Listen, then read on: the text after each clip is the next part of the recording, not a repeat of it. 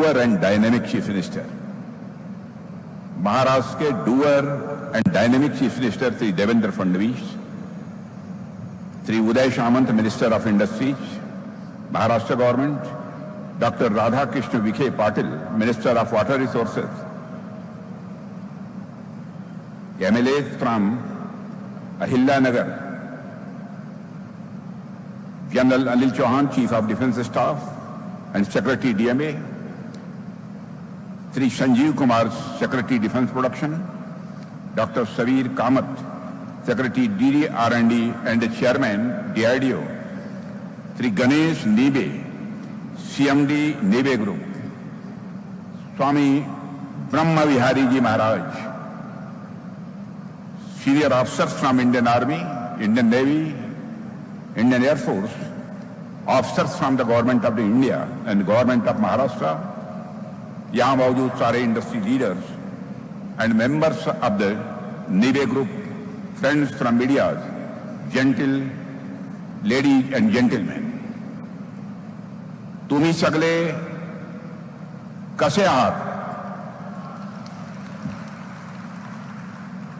तुमच्या सर्वांमध्ये येऊन मला खूप आनंद झाला आहे और मैं मित्रों कहना चाहूंगा कि यहां आने के बाद जो कुछ भी अपने आंखों से प्रत्यक्ष मैंने देखा है, सचमुच मुझे बहुत ही आनंद की अनुभूति हुई है और मेरा विश्वास यह पक्का हुआ है, भारत में टैलेंट की कमी नहीं है, भारत में बड़े कलेजे वालों की कमी नहीं है। बिहार की राजनीति में अचानक हलचल मच चुकी है। आपको बता दें कि आरजेडी के और यह करके यदि किसी ने दिखाया है तो गणेश नीबे ने करके दिखाया है। और आप जानते हैं कि एक प्रख्यात कवि दुष्यंत कुमार हुआ करते थे, उन्होंने कहा है, कौन कहता है आसमान में सुराग नहीं हो सकता, एक पत्थर तो तबीयत से उछालो यारो, यह करके यहां पर गणेश नीबे ने दिखा दिया है। और जो कुछ भी प्रत्यक्ष अपनी आंखों से देखा है, यहां आने के पहले मुझे अनुमान नहीं था और मेरा विश्वास पक्का हुआ है कि जो भारत कभी वेपन्स के मामले में दुनिया का एक बड़ा इंपोर्टर माना जाता था, अब भारत को दुनिया का सबसे बड़ा एक्सपोर्टर बनने में आगामी 25-30 वर्षों के अंदर दुनिया की कोई ताकत रोक नहीं सकती है। आज यदि मैं आया हूं, सबसे पहले मैं शिरडी की ऐतिहासिक और आध्यात्मिक भूमि से एक नए युग के इस शंखनाद के अवसर पर आप सबको अपनी तरफ से हार्दिक बधाई देता हूं। इसे मैं नए युग का शंखनाद इसलिए कह रहा हूं क्योंकि आज रक्षा और अंतरिक्ष क्षेत्र में भारत की आत्मनिर्भरता का एक गोल्डन चैप्टर लिखा जा रहा है। साथियों, मैं नीबे ग्रुप को, यहां उपस्थित आप सभी गणमान्य जनों को और पूरे देश को इस ऐतिहासिक अवसर पर हार्दिक बधाई देता हूं। मैं विशेष रूप से महाराष्ट्र की जनता को भी बधाई देता हूं। जब से श्री देवेंद्र फडणवीस जी ने महाराष्ट्र के मुख्यमंत्री पद की जिम्मेदारी संभाली है, यह प्रदेश लगातार विकास के पथ पर तेजी से अग्रसर है। स्वयं गणेश नीबे ने मुझे इस बात की जानकारी दी कि यह यूनिट यहां पर स्टैब्लिश करने में किस प्रकार का सहयोग यहां के चीफ मिनिस्टर ने और उनकी गवर्नमेंट ने किया है। मैं इसके लिए यहां के चीफ मिनिस्टर श्री देवेंद्र फडणवीस जी की भूरि भूरि प्रशंसा करता हूं। सुशासन यानी गुड गवर्नेंस, शांति और स्थिरता के इस माहौल ने महाराष्ट्र को विकास की एक नई ऊंचाइयां दी हैं। साथियों, मैं मानता हूं कि आज का यह कार्यक्रम एक नहीं, दो नहीं, बल्कि कई माइलस्टोन्स वाला यह कार्यक्रम है। पहला तो यह कि आर्टिलरी शेल्स बनाने के एक आधुनिक कारखाने का आज उद्घाटन हो रहा है, जिसकी एनुअल कैपेसिटी 5 लाख शेल्स बनाने की है। 5 लाख शेल्स एक साल में बनाने की क्षमता इस फैक्ट्री की है। दूसरा, यूनिवर्सल रॉकेट लॉन्चिंग सिस्टम से जुड़े मिसाइल की भी यहाँ पर फाउंडेशन स्टोन रखी गई है। और तीसरा, ब्लैक स्काई के साथ एक ऐसा कॉन्ट्रैक्ट किया जा रहा है जो सैटेलाइट असेंबलिंग की दिशा में हमारे प्राइवेट इंडस्ट्री को अंतरिक्ष की ऊंचाइयों तक ले जाएगा, ऐसा मेरा पक्का विश्वास है। साथियों, इसके अलावा 15 टन पर डे की क्षमता वाला renewable bio energy compressed biogas plant भी यहां स्थापित हो रहा है, जो स्वदेशी पेटेंट टेक्नोलॉजी पर पूरी तरह से आधारित है। यानी धरती से लेकर आकाश तक, आखिरी सेल से लेकर सैटेलाइट तक, आज का दिन हमारे पूरे रक्षा और अंतरिक्ष इकोसिस्टम के लिए एक बहुत बड़ा दिन है। साथियों, जब भी हम सैन्य तैयारियों की बात करते हैं तो आमतौर पर बंदूक, टैंक, मिसाइल, फाइटर जेट की चर्चा होती है, लेकिन जिस प्रकार एक वॉरियर के लिए, एक योद्धा के लिए उसका अस्त्र महत्वपूर्ण है, उतना ही महत्वपूर्ण उसका गोला बारूद भी होता है। आज जिस प्लांट का यहां पर उद्घाटन हो रहा है, यह एडवांस एक्सप्लोसिव, आरडीएक्स और आधुनिक प्रपल्सन टेक्नोलॉजी पर पूरी तरह से आधारित होगा। यह प्लांट निश्चित रूप से हमारे जो सशस्त्र बल हैं, हमारी जो आर्मी है, उसकी ऑपरेशनल आवश्यकताओं को पूरा करते हुए भारत के रक्षा उद्योग को मजबूत करने की दिशा में भी एक बड़ा कदम है। साथियों, हमारी रक्षा उद्योग आज इस स्थिति में है, उसके लिए हमने लंबी यात्रा अब तक की तय की है। यदि हम इसके इतिहास पर नजर डालें तो हम सभी जानते हैं कि आजादी से पहले ही हमारे यहाँ ऑर्डिनेंस फैक्ट्रीज की स्थापना हो चुकी थी। ईस्ट इंडिया कंपनी के दौर में भारत के एक महत्वपूर्ण रणनीतिक योगदान को अक्सर हम नजरअंदाज कर जाते हैं। जब हम कहते हैं कि अंग्रेज भारत से कच्चा माल ले गए तो हमारा ध्यान प्रायः कपास, मसाले या चाय पर जाता है, किंतु एक और बेहद महत्वपूर्ण जो कच्चा माल था वह पोटेशियम नाइट्रेट यानी सोरा जिसे हम बोलते हैं, और यह वही पदार्थ है जिसका इस्तेमाल गन पाउडर बनाने में किया जाता है। भारत में उस समय सोरा का बड़ा भंडार पाया गया और ईस्ट इंडिया कंपनी ने इससे अपनी मिलिट्री कैपेबिलिटी मजबूत की थी। सदियों पहले भी हमारी धरती ही थी जो दुनिया में ताकत का एक बड़ा स्रोत बनी थी। यानी भारत की रक्षा उद्योग की जड़ें आज की नहीं है, मैं मानता हूं कि हमारे भारत में बहुत ही गहरी हैं।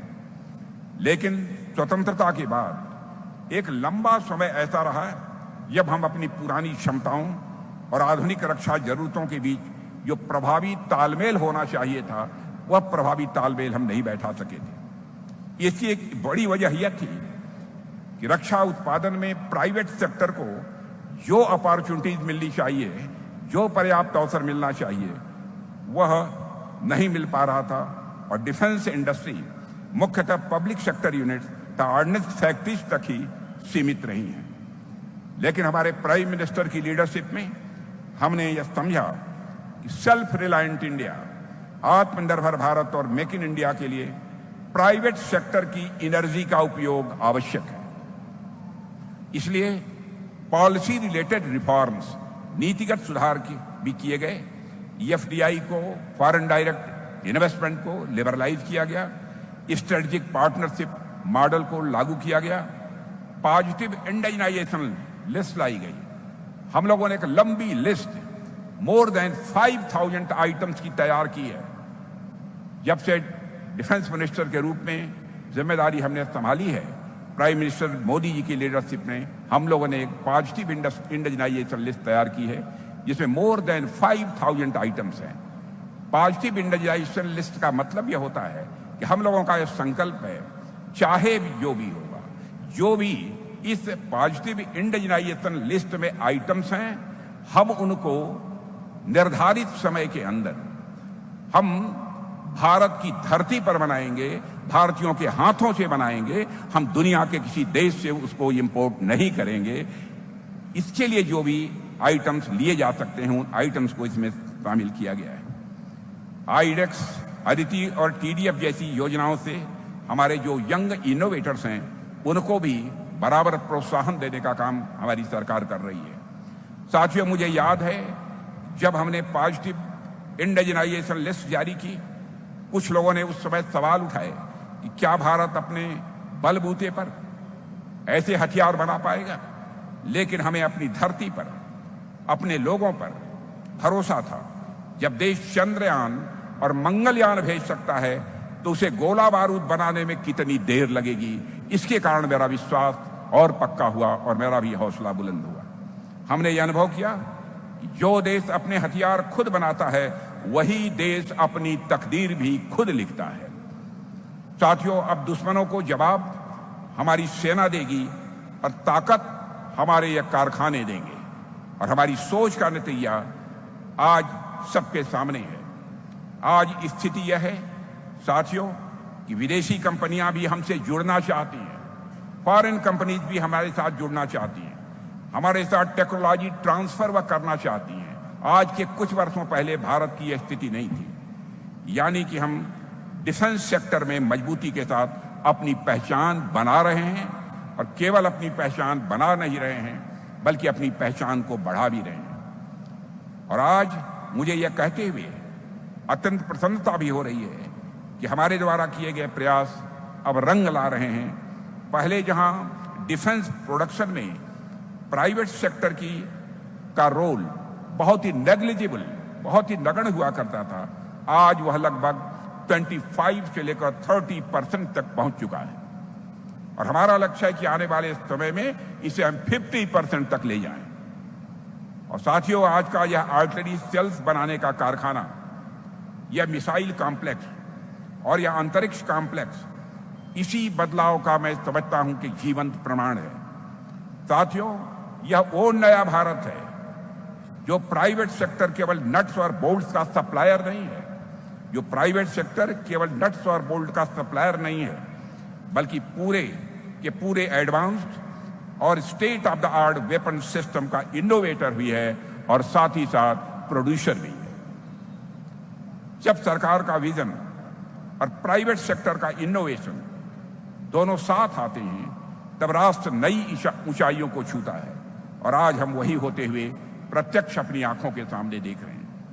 साथियों, जब हम प्राइवेट सेक्टर को बढ़ावा देने की बात करते हैं तो उसके पीछे एक बड़ा कारण यह होता है कि प्राइवेट सेक्टर में रिस्क लेने की क्षमता होती है, जोखिम उठाने की क्षमता होती है, जोखिम उठाने का हौसला होता है। प्राइवेट सेक्टर मतलब एफिशिएंसी, प्राइवेट सेक्टर मतलब इकोनॉमिक डेवलपमेंट, प्राइवेट सेक्टर मतलब research and development, private sector मतलब इमेजिनेशन। इसीलिए रक्षा और अंतरिक्ष के क्षेत्र में प्राइवेट सेक्टर के आ जाने से यहां और भी ज्यादा इन्वेस्टमेंट और डेवलपमेंट देखने को मिल रहा है। साथियों, जैसे आज जिन प्लांट्स की शुरुआत हुई है वे केवल प्रोडक्शन यूनिट नहीं बल्कि रिसर्च ओरिएंटेड हब्स भी बनने जा रहे हैं। आज जो कुछ भी मैंने देखा है उस आधार पर मैं कह सकता हूं जहां एडवांस एक्सप्लोसिव से लेकर नेक्स्ट जनरेशन वेपन्स तक पर काम होगा और इससे हमारी आर्म्ड फोर्सेज की क्षमता स्वाभाविक रूप से और अधिक मजबूत होगी। यूनिवर्सल रॉकेट लॉन्चिंग सिस्टम का मिसाइल कॉम्प्लेक्स भारत के युद्ध प्रणाली को एक नई दिशा देगा, ऐसा मेरा विश्वास है। इंडिजिनस टेक्नोलॉजी से युक्त यह रॉकेट सिस्टम हमारी सेना की मारक क्षमता को कई गुना बढ़ाएगा और हमारी रणनीतिक रूप से यह गेम चेंजर साबित होगा, ऐसा मेरा मानना है। यहां